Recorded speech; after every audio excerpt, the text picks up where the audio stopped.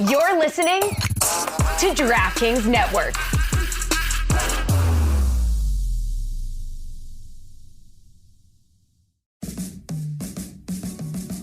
Welcome to the Big Suey, presented by DraftKings. Why are you listening to this show? The podcast that seems very similar to the other Dan Le Batard podcast. I'm sorry, I'm not going to apologize for that. In fact, the only difference seems to be this imaging. I have been tempted in restaurants just walking past tables to grab somebody's fries that if they're just there. That hasn't happened to you guys? I've done it. And now, here's the marching man to nowhere, Fat Face, and the habitual liar. Christian Wilkins of the Dolphins is going to be around here shortly, and I think Ron McGill as well, to do yet more selling of the book. I do want to think of an idea, though, to try and sell Fins at 50 in a way that gives it a resurgence for Greg Cote, because he seems really disgusted that he's calling this his first book when it's not his first book. And it's not surprising at all that he would call it his first book. And the only reason that he would do that is because the other one didn't get the promotion that he wanted, because he thinks he should be promoted at all times by everybody. Well, I think that's what he meant. This is the first book that's actually being promoted. Right. Right, yes. Yeah, it's the first proper book. Yeah. Mm-hmm. Mm-hmm. It's how we pay you for all those back in my days you have not done. Thank you. Let's get to this Wes Welker video. The Wes Welker video was interesting because when you think of Wes Welker, Stugotz, the backstory for those of you who do not know. The Dolphins had Wes Welker, and in his Dolphin career, he had one touchdown. He was not a special receiver. In fact, was so not special that he told us the story of one time somebody, just like with Zach Thomas, came out of a place and gave him car keys thinking he was the valet. He told us the story that a neighbor said, upon looking him up and down, they said, "What do you do for a living?" And Wes Welker said, "I'm a football player." And the response that Wes Welker got is, "No wonder we are 1-15. So Wes Welker made his way to New England and became a Hall of Famer, or put up Hall of Fame type numbers if he's not a Hall of Famer. Belichick did one of those things where they played against the Dolphins. He liked Welker. He went and got Welker. That's when we thought Belichick was a genius. He wasn't. He had Tom Brady. Okay, and that certainly helped, and that made Wes Welker, that turned into Edelman, that turned into Brady and Belichick thinking they could do it with anybody. But when they did it best was when they had Randy Moss. When they did it best, and I remember this one specifically, you probably do too, Greg, the undefeated Patriots. They were totally overwhelming. Better than any of the teams you're watching playing football today, including San Francisco. Undefeated and deserved it. I remember specifically them coming into town, the Patriots of Tom Brady and Randy Moss. Tom Brady threw deep into obvious double coverage, and Randy Moss just jumped over two Dolphins and had a touchdown 70 yards down the field. Go look at the difference in Tom Brady's numbers when he had Randy Moss and when he didn't have Randy Moss. It's staggering, the difference, because Randy Moss, by many accounts, is the greatest receiver ever. He had 50 touchdowns and 8 interceptions. I mean, a lot of people... By far his best year. He is certainly the best deep threat in the history of the sport, but Wes Welker is here to tell you, with all of those as bona fides, like I played with Tom Brady, I was with Belichick, I was with Randy Moss, I know what I'm talking about here. Tyreek Hill is better than Randy Moss because he's more diverse as a route runner than Randy Moss.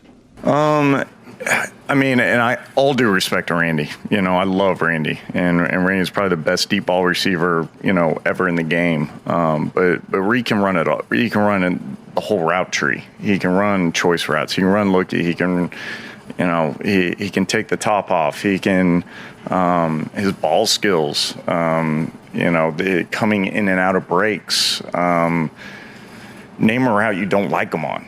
I just can't think of one. And to me, that's what kind of separates him in that regard, and just his mindset and the way he approaches every single day and every single game. It's very, very impressive, and he's got the mentality along with all those things, which is the most important part. And that's probably where he separates himself the most. I do not want to be a prisoner of the moment. I saw Randy Moss. I think Randall Cunningham was out of the league and became MVP because he had Randy Moss. This is just done for Tua.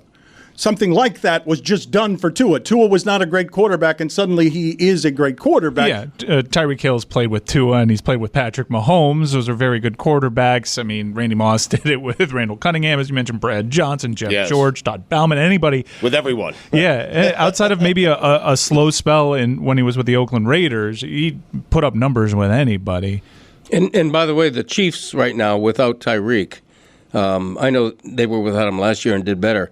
The offense is pretty ordinary this year, the Chiefs' offense. They won a Super Bowl. They won a Super Bowl. They won a Super Bowl. Right. I'm talking about the offense. Greg. I know. The offense, last time I looked, was 18th or 20th in the league in scoring. That's middling. Stugotz. Patrick Mahomes is not putting up MVP numbers this year. This is the first time in his career that the defense is better than the offense in Kansas City. I don't actually think it's confusing. These things deteriorate over time. It doesn't happen from one season to the next. It takes a minute. So the weakening of the offense started last year, and they won the Super Bowl anyway. And this year, the defense is better than that, and they look more questionable to win the Super Bowl because they simply, they lost a game because they couldn't catch one of those deep balls. And in the game we just watched of Miami, because I thought this part was interesting, you have in Tampa. And listen to what I'm saying here, because I just heard Andrew Hawkins. Tomahawk totally found its footing yesterday and had the best day I've seen them have or heard them have. And Andrew Hawkins was talking about Mike Evans has to be considered the best receiver of this time, is what he was saying, because it's 10 straight years of 1,000-yard seasons. And he's saying he's going to keep doing that. And I'm thinking about it for a second. I'm like, I can't be the best receiver of this time. Tyreek Hill came here because he doesn't want to be Mike Evans anymore. He wants to be the guy who makes everyone else. He doesn't want to be Patrick Mahomes' shadow. He wants to be the reason. And what I saw that was interesting yesterday is somebody on Twitter put up that they couldn't explain to me how bad a throw that was that Tua made on one of Tyreek Hill's long balls. And Tyreek Hill's response was, bad take, I ran the wrong route.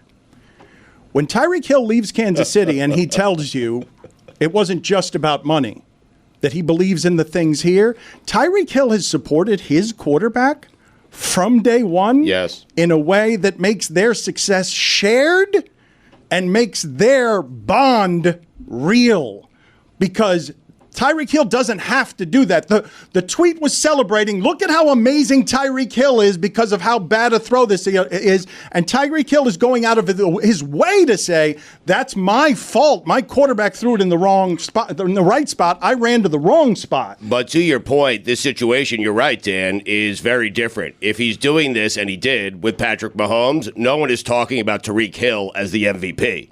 And right now, they're talking about Tyreek Hill as MVP. Everyone would assign the credit to Patrick Mahomes, some to Hill. Right now, they're giving it all to Tyreek Hill. But frame it the way I'm telling you. I don't believe there's anyone listening to this who would try to make the argument that Mike Evans is the best receiver of the last 10 years, even though it's an argument that can be made.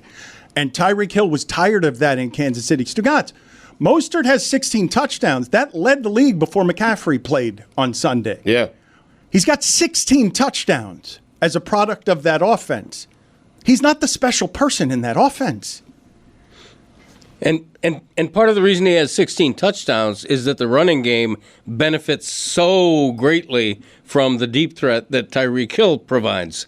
And when I write that Tyreek Hill should be the front runner in the MVP race, part of it is that he has elevated Tua to the point where Tua is right ahead of him in the latest MVP betting odds I've seen. This is the quarterback's always going to be. But this is what's fascinating to me about how we do this to both Mike Evans and Tyreek Hill. Winning is the biggest thing, and then we give the quarterback the biggest thing. You win, we'll give you the credit. Even if you're Tebow, we will give you the credit as being a great quarterback. But we're going to find one way to give the winner the credit or the quarterback the credit. It's why it's not the wide receivers in the commercials.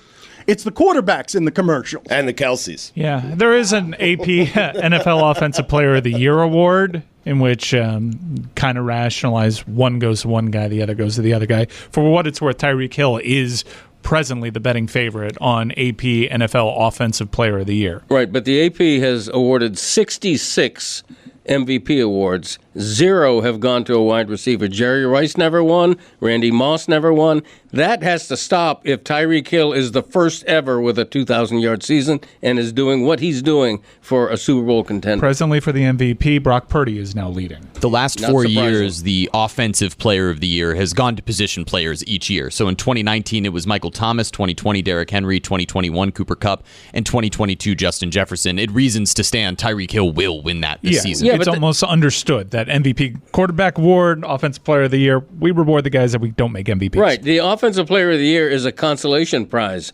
because you know that a quarterback's going to win the big prize, so you give the consolation to the Tyreek Hills, and that has to change. Where's Mike McDaniel in the MVP odds? Put it on the poll, Juju.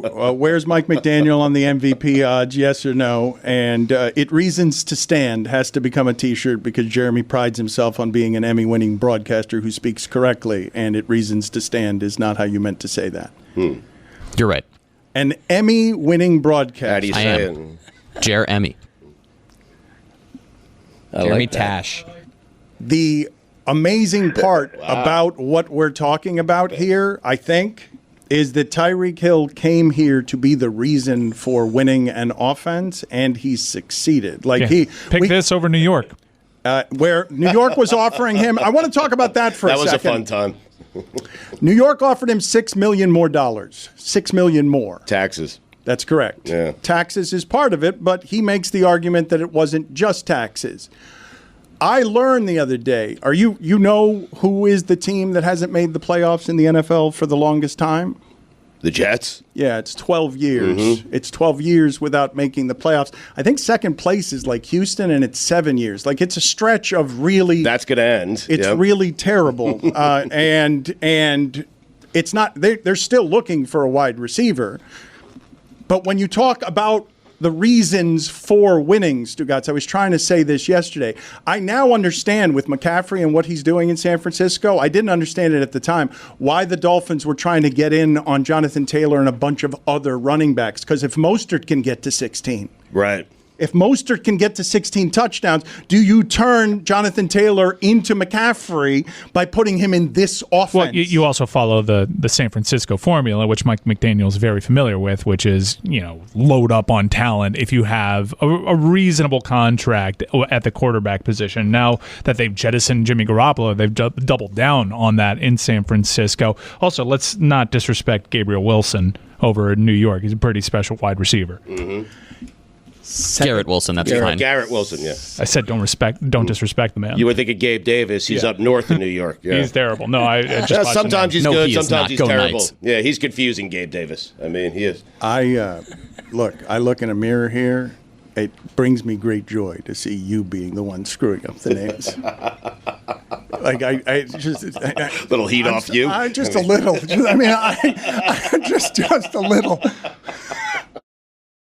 Folks, listen up. US Cellular wants to help everyone get the gift of connection this holiday season. Already a customer? This applies to you too, because right now, new and current customers can get any phone, and I mean any phone, for free. Yes, free. Sounds like it's time to make the switch. Spread the holiday cheer far and wide this season with a new phone. Everyone can get the gift of connection at US Cellular. Get any phone free today. US Cellular, built for us. Terms apply. Visit uscellular.com for details.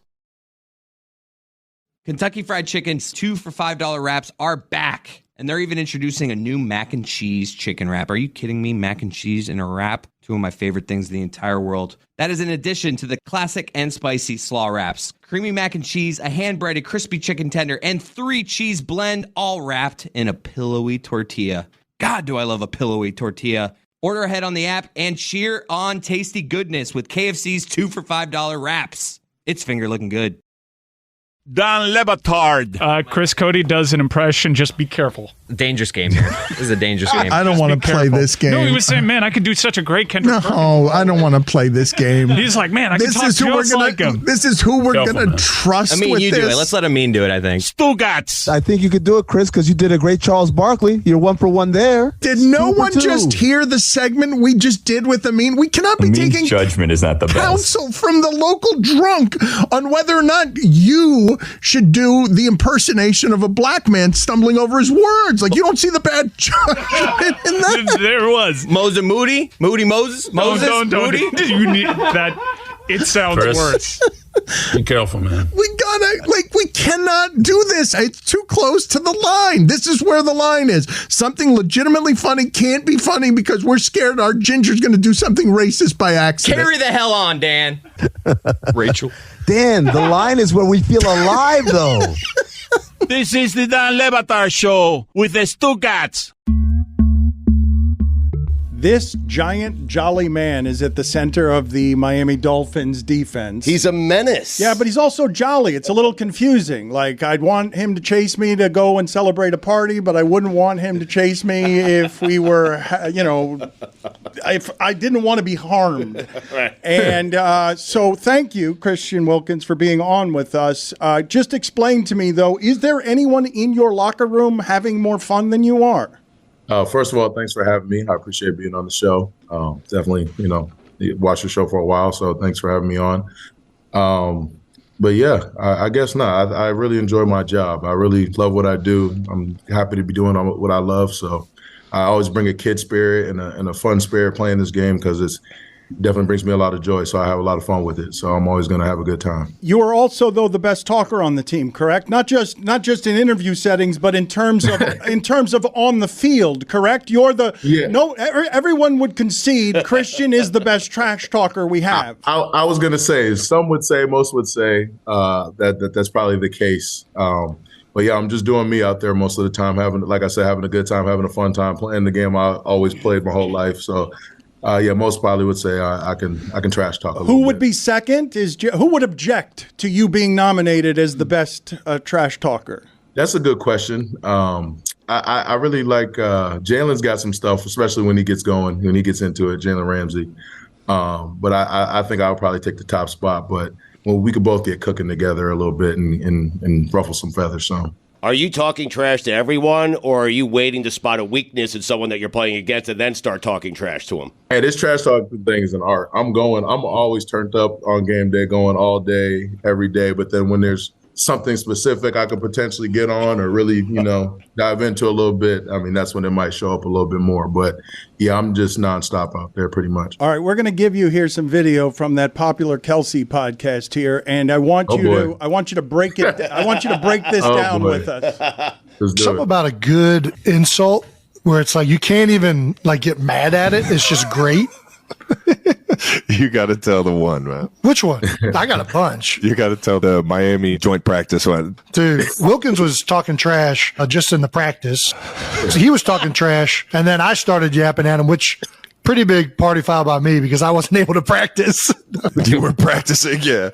So I'm over here yelling, and all of a sudden, out of nowhere, Jalen Phillips says, "Shut up, eyebrows. You ain't even practicing." And I was like, dude. Just called me eyebrows? Like, I can't even come back from that. That boy got some thick-ass eyebrows, man. Like the dad from American Pie. I mean, it's, there ain't too many dudes got eyebrows like this. What do you have for us there, Christian? No, it's pretty, everything he said is pretty spot on. It was a joint practice, and it was later on in camp, so the energy was kind of low, and whatever. So I just got going. I was just like, man, let's go. I just kind of set the tone and was talking trash and kind of got everybody fired up on both sides, the Eagles side, our side, and just kind of got everybody going. And like Jason said, he wasn't even practicing. He was just kind of off to the side, just over there. But he was getting into it because he saw me kind of going. So, he's the leader of their team. So he's getting his O-line fired up and everything. But yeah, and so the next play got kind of chippy, and I guess Jalen just looked over at him and he didn't know who he was. Jalen was young at the time. He didn't know. I guess he doesn't know who Jason Kelsey is, and he's just like, man, stop talking eyebrows. You're not even practicing. It was just like that. But it was real funny. The energy at practice was great. And that's why I said kind of the art of trash talking, I kind of got everybody fired up, kind of got everybody going. And that's what I honestly wanted, just to bring that intensity to practice and kind of, set the tone for my teammates. I don't think that us watching the game can possibly understand, just watching, who's a good center and who's not a good center. So you tell us, Jason Kelce, in terms of people that you've played against, like what does the top of that list look like where you're impressed by someone's strength and someone's size and mobility and you're like, all right, I got my hands full today. This one's going to be a little harder than most. Yeah, Jason's one of them just because he's a vet. He's savvy. He just, knows where his help is, everything. There's some good ones around, and there's some underrated ones too as well. Like I really like Ted Karras. He was a former teammate of mine, but he's just stronger than most centers, and he's got that grit too. He's got that nastiness to him, which is rare a lot of the time for a lot of centers or offensive linemen. He's one of them. There's a few guys around. Obviously Ryan Kelly, he's pretty good as well. But yeah, those are just a couple of them when I think about it that come to mind immediately. Is anyone ever stronger than you?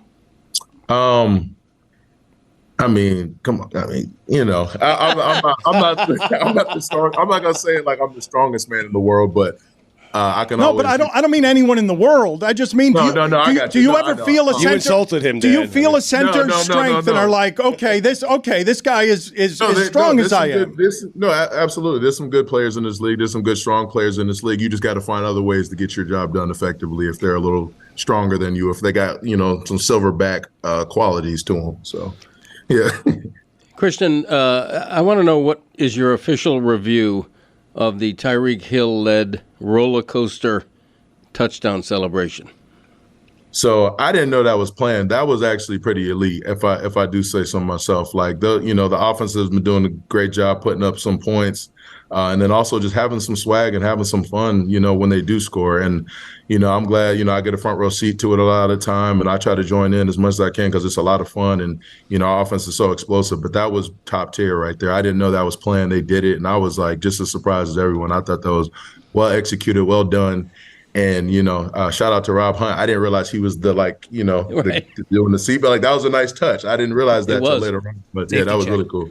Exactly, they did a good job. The details were elite, and the execution was elite. Has Fangio ever left?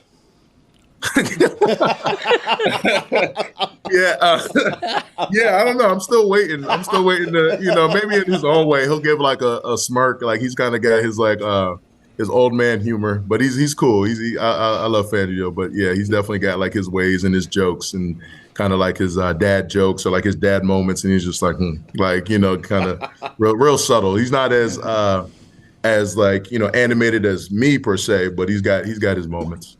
This is not Greg. Please stop drinking during the interview. We hear you drinking. We can hear your water bottle. It's just not something. I did not realize that. You're in front of a microphone. It picks up what you're doing. Christian, I'm putting you in a bad spot here, and on the front end. This is not gotcha journalism. It's just me asking the shitty question that's not meant to trap you, but you've watched enough of this offense and its changes to be able to answer this question for me in a way that if you're honest about it, might give us some insight. So if I ask you and make you to choose one MVP of your offense, and it's Tua or McDaniel or Hill or Mostert or whoever you want to pick as your MVP, with the front end saying, I'm forcing you to pick one. Yeah. This is not gotcha journalism. Just help me understand who's the MVP of this offense. What's your answer? Ooh. That's really tough. That's a good question. You could go a lot of different ways with this because, again, our offense is crazy. So many different weapons. But I'm going to give a shout out to some people that don't get a lot of credit. And subtly, I would say Alec Ingold. This is a lie. That is well done. This is a lie. Master class.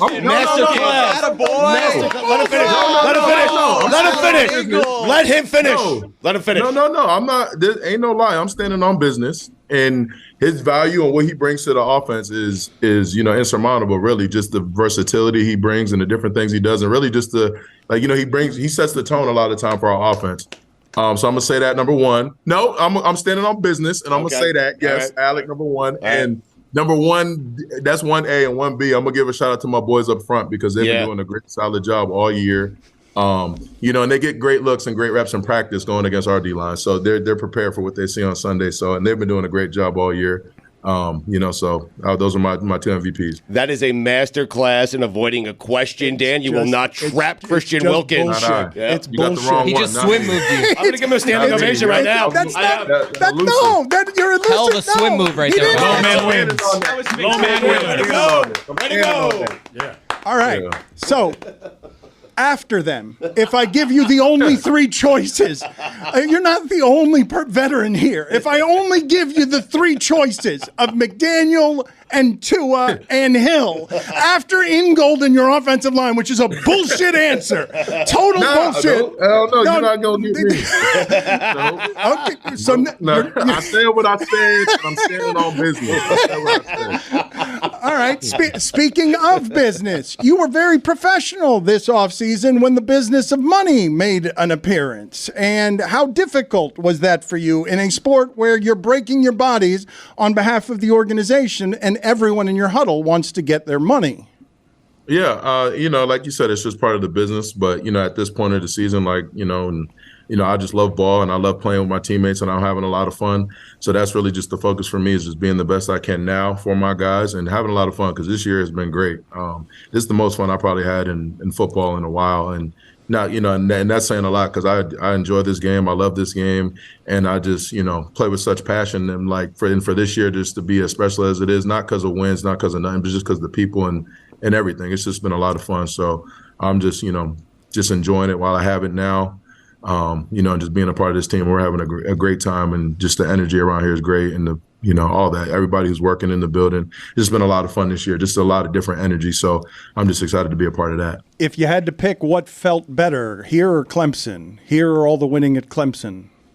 Yeah, Clemson was definitely obviously really special for me. Great university, go Tigers. Clemson was really obviously special for me, and I had a great time there, winning championships and finding my best friends for life. The other D linemen that I was there that are in the league now, that was real cool and real awesome. And there's really, there wasn't really any time like college, because that's when you're coming into adulthood and you're finding your way with your brothers. You're all just broke and hungry, and you know what I'm saying, and just trying to go get it, and and all that stuff. So that was special. But like I said, this year has been really fun too, and just really special for me to this point, and hopefully there's more good times to come ahead. We have less than a minute here, Christian. Did Florida State get robbed?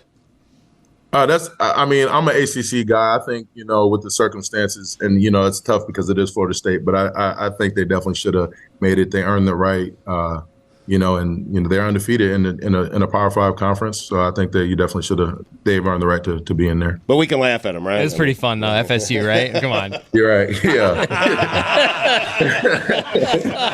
Oh man. But hey, like I said, wait, time out real quick. I got a question for you, Dan, because I said I've been watching the show for a while. How's Poppy, man? That was my guy. I loved when y'all used to get on and sing on the show, and during the little breaks, he'd do the singing. I never forget the one time he was singing Migos. That was hilarious. But yeah, like I said, I always watch the show, so I just wanted to check in to see how Poppy's doing. Thank you for asking. He will be thrilled that you asked, even though he prefers only Cuban Dolphins. Those are his favorite. Those are his. They're just. They're Wepa. I know a little Cuban. You know what I'm saying? All right. I've been down here for. I know a little Espanol. He just turned 80, so he will be very happy to hear that the center of the Dolphin defense, an underrated Dolphin defense, is a fan. Thank you for making the time. We're a fan too, sir. It's been a pleasure to watch you work. Yes, sir. Appreciate you guys. Thank you. I appreciate that. It's definitely humbling. Thank you for having me on the show. All right. Thank you, Christian. All right. Thank you, sir. That was fun, man. Thank you.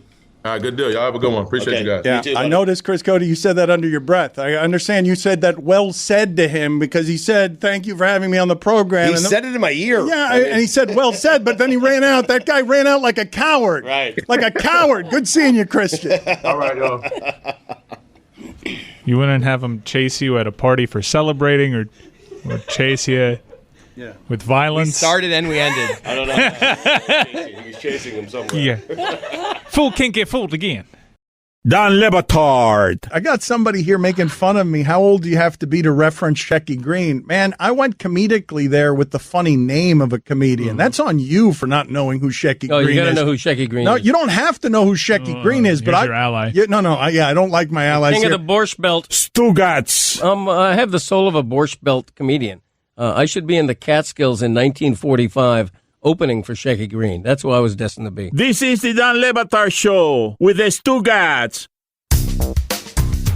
Yesterday, Tony had to put napkins in his nose because he went 90 minutes without being able to talk about professional Sunday football, and the takes were kind of coming out of him, but there was no room at the microphones. And I believe Lucy has needed the same kind of tissues today because she has a lot of college football opinions. And we covered this ground so thoroughly yesterday. But Lucy, you're one of our experts on the incredibly popular, not named Foot Girls, but Jessica yesterday slipped up and kind of said it was okay. She speaks for her, not me. To name it Foot Girls. She slipped on it, but we took that as consent, and we want to call it Foot Girls. Lucy doesn't want it Foot Girls, but Lucy and Jessica are doing one of the best college football podcasts that are out there, and I do want your expertise here to explain to me everything you saw, what was funniest as you've consumed all of the jokes on social media.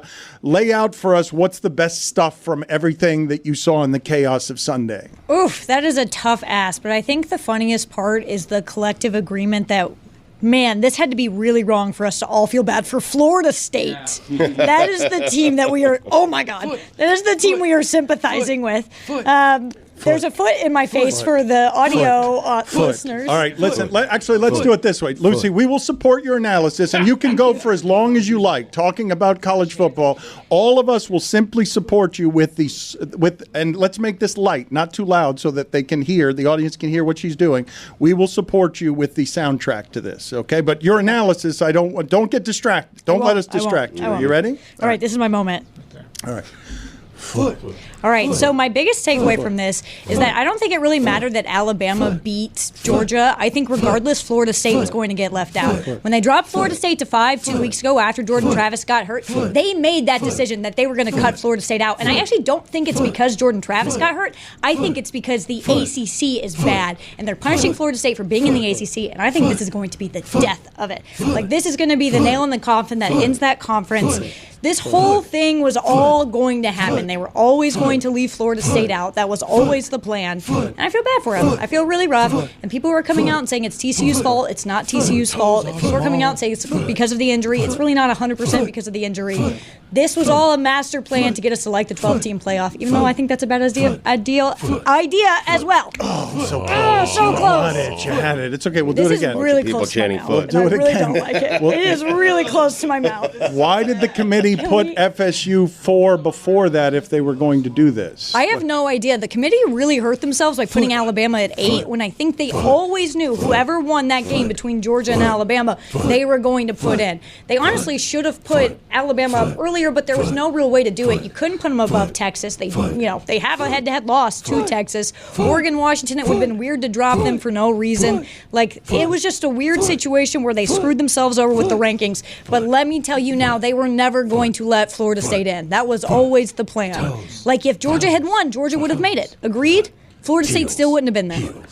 Are you in agreement with Stephen A. Smith that everything else is totally the same, but Deion Sanders is the coach of FSU because they gave him the job instead of Norvell? Yes or no? Say that one more time. Arch, flat. Stephen A. Smith had the best take of any of the takes when he argued that if FSU, all the things were the same, but Deion Sanders was their coach, they'd be in. Yes. Well, the problem with that is Stephen A. put that right next to the dumbest take of all time, which is that it was because TCU got blown out by Georgia, even though they won the semifinal game against Michigan. So it kind of negated it for me a little, but that is true. But it was this weird thing that I saw yesterday of people being like, Florida State's not there because of TV ratings. Florida State is a team people tune into. That doesn't really make sense to me, but I do believe, I agree with him 100%. If Deion were the head coach, absolutely they would have made it. Toes. The optics of this are troubling to me. Mm-hmm. Chris Cote, I didn't enjoy that. I am going. Not as much as I thought I would, anyways. Chris Cote, I am going to, at some point during the show, I am going to unveil what would have been my top 4. Well, it's about time. Yeah, I mean, we asked yesterday. You gave us Washington, so you're going to give us the other 3? Feels like he has 10 teams in there. He's got to have full drama. He's got to show us a 6.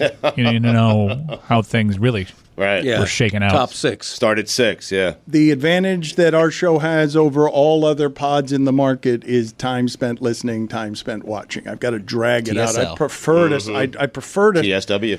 Do it at the end of the week, but I've been forced by this situation to do it today because you can only tease the audience so much. But speaking of teasing and teases, Mike Ryan's father, we discovered yesterday as a group, is beautiful. And we also discovered yesterday that somehow he is older than Greg Cote. And I can't believe that those two human beings, that Greg Cote is the younger one. Please put up behind me the picture of Greg Cote looking finest, looking as good as he's ever looked. And find for me the picture as well of Mike Ryan's father so that we can put next to each other these two human beings so that people can see. Because Mike Ryan's father, I couldn't believe, Greg Cote, that he is older than you, even though you are very discreet about your age. You try not to tell people what your age is. You're weirdly protective of that. Not really. I mean, I've mentioned it on my own Greg Cote Show podcast. Sorry, Greg. Quite often.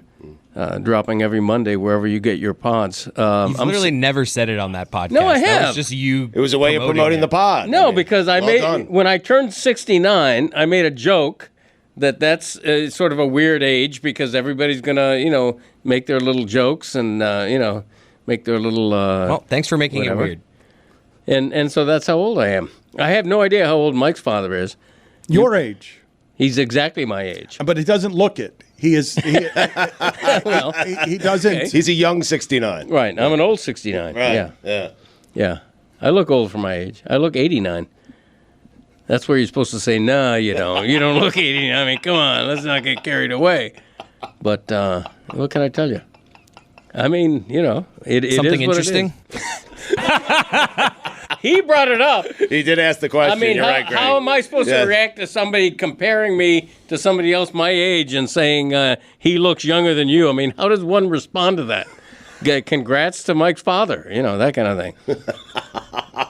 Can I ask you guys off of last night's game, Jacksonville and Cincinnati? I'm always laughing at the fact that the sound, when it comes from Jacksonville and Jacksonville sports, the audio, the video, all of it seems like it's a little behind the rest of us. Something about the coverage and the information coming out of Jacksonville is a little more polluted and feels like not quite as pure as some of the other places. So Jacksonville in general, Florida is a strange place. Jacksonville is quintessentially Florida. And yesterday, while Trevor Lawrence, who's pretty valuable, is on a bad ankle, I'm thinking to myself, and Don Van Natta pointed this out, he's limping all the way back to the locker room. There are so many golf carts in this state. And your quarterback and your economy is hobbled on a clearly bad ankle.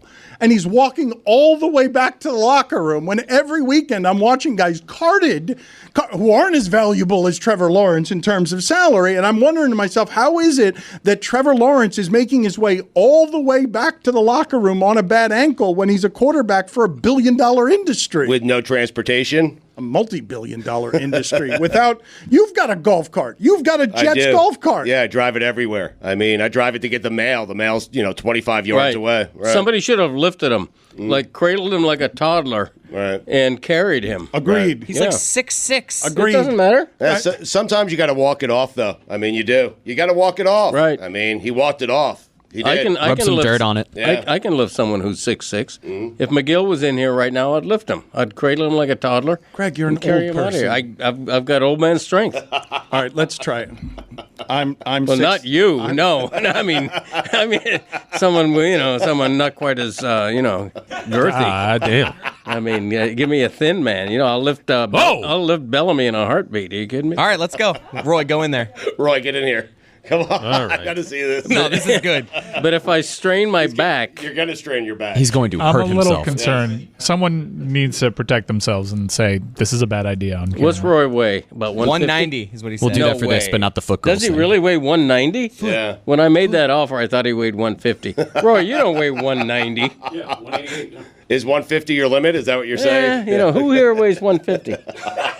Anybody? You looked at me, but no, sorry. Wait a minute. What just happened? So Roy's leaving the room and we're not going to get the... I don't 180. lift 188. I'm sorry. We'll get Lewis or something. You just said you could lift McGill.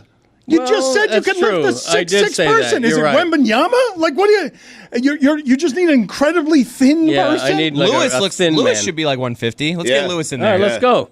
Yep. I don't. I'll let them in a heartbeat. I am so tired of Lewis on camera. Worried about that heartbeat. So that you tired just of mentioned. Lewis on camera. Might be the last one. I don't want Lewis on camera. Dan, contextually, we need a 150-pound man. All right, Lewis, come on. Let's go, Lewis. Come on, Lewis. Go ahead. Contextually, we need the payoff Hat here on too. Wow, so like 150 of Greg Cote. I want you to cradle him behind me. No, get over here. Get behind me. Don't lift with your back. Lift with your legs. No, do it all back. Yeah, that's how you do it. Legs. Plant your feet. Greg, do not injure yourself here. Dig your great toe into the ground. Hey, hold on a second. Put the photo of Greg Cote's awful face behind him, please. So Lewis that we can, would normally do that. So I don't know who's gonna. We've got another video department. It's not just Lewis. We've got other people. I know we're paying other people back there. Go ahead. You're only doing it once. I want to Go make ahead. it clear I'm against this decision. You got to hold it for as long as you can. Oh wow, we did it. What an upset. Yes, not a thin 6'6" man, not anything he said he was going to do, just a light, frail man I didn't want on camera. Yes, hooray for Greg Cote, not doing what he said he was going to do. Win. The Greg Cote experience, everybody. I did what I said I was going to do.